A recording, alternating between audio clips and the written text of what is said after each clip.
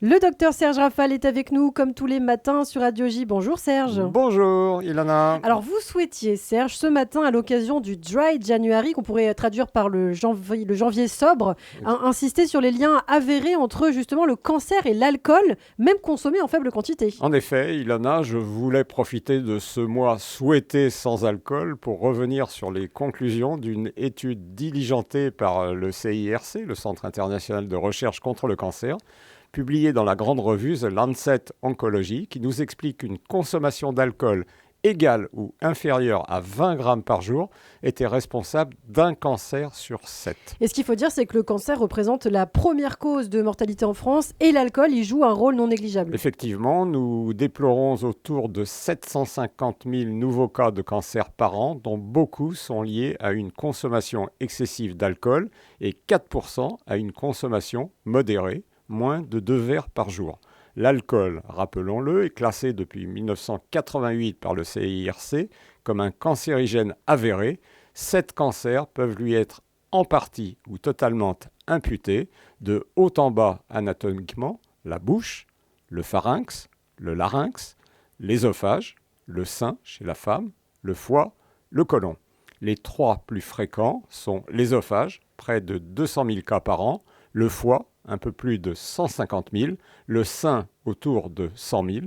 Notons ici que 20% de ces cancers se développent chez des hommes buvant moins de 40 grammes par jour ou des femmes en absorbant moins de 20 grammes. Est-ce que vous pouvez nous rappeler quand même concrètement à quoi correspondent 10 grammes d'alcool ? C'est au choix un ballon de 10 centilitres de rouge, un demi, 25 centilitres de bière à 5 degrés, une coupe de champagne, un apéro de 7 centilitres, un pastis de 2,5 centilitres, un whisky de 2,5 centilitres également. C'est plus clair. Alors, quelles sont les recommandations santé actuelles ? Ne pas consommer plus de 10 verres par semaine, ne jamais dépasser 2 verres par jour et encore pas tous les jours, ne pas inciter les plus sobres à boire. L'enquête nous apprend que les jeunes, 18-24 ans, consomment plus de 2 verres par jour, fort heureusement, très occasionnellement.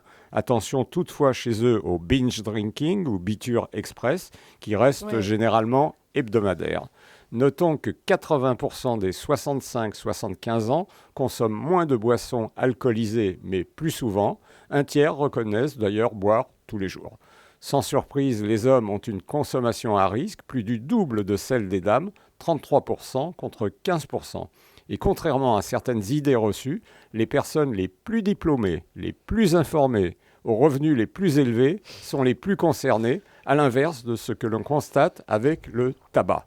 Elles sont parfaitement conscientes des risques qu'elles prennent et pensent ou espèrent y échapper.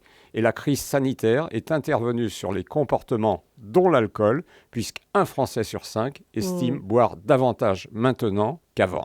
Alors on parle de l'alcool, est-ce qu'il est responsable d'autres maladies que le cancer ? L'hypertension artérielle, l'accident vasculaire cérébral, les troubles du rythme cardiaque voient leur risque d'apparition ou d'aggravation augmenter dès la prise de 10 grammes par jour. Donc on le comprend, Serge, vous insistez sans surprise sur la modération. Bien entendu, car le risque augmente dès le premier verre ingéré, alors que nous, médecins, avons longtemps conseillé 3 verres de vin rouge par jour pour les hommes et 2 verres pour les femmes.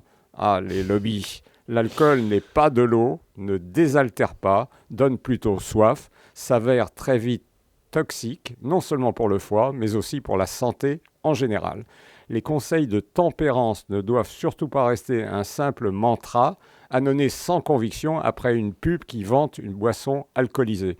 Ils doivent juste convier à une abstinence plus ou moins complète, sans brusquer, culpabiliser ni démotiver le buveur. Alors en conclusion, Serge. L'alcoolisme est une vraie maladie avec sa souffrance et ses conséquences graves pour la santé.